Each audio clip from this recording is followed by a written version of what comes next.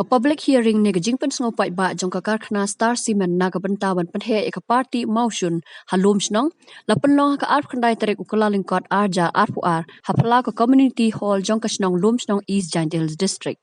Kanejing pen sngo pai ba klalong ka bayat bet yat renti da ka jing bentalang jong kinong kersan batru na kalyang persat. Hakani gajing lang balapan yat ki board district jong ka East Jaintia Hills district layadon na deputy commissioner Abilash Baranwal IAS ki magistrate kinong tray ka Meghalaya State Pollution Control Board lambat kiwe. Nakalyang ki board pulit ka district kila penlong kajing pahara ka bajor khnang makan ommi kanu kajing huri hura.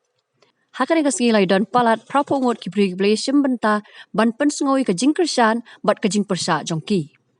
Urang ba snong ka lom snong ringkat ki dekot jong ka dorba snong kinong elam snong ka snong tongsen bat ka ilaka narpu kilapan pau ya kajing kersan halor kani kajing temu jong ka Star Cement bat kilapan sngoru shibun ki kam ba kani ka karkhana kala le na ka penta ka thain nadu ka pule puthi kilinti singkin kijing ai kam ai jam ringkat bat ki wei bat ki pat ba ru kila yo shibun kijing mentoy Henry na kalyang persya kipat ba nong song snong bat kiseng bahalang ba pher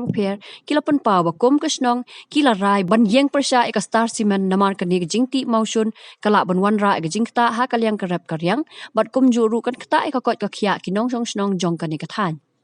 shu kilapan pa ba katadam ka bami na kini karkhana kala wan ra ek pum ka ba kta ru eka kot ka khia jong kipat ba Nakalyang DC ka East Jaintia Hills District ulapan pau baya ka report ka bami na kani jipan supat ba ansapha sa sarkar pedeng bakan bishar hok na ka benda ka jingbaha jongki pat ba kathan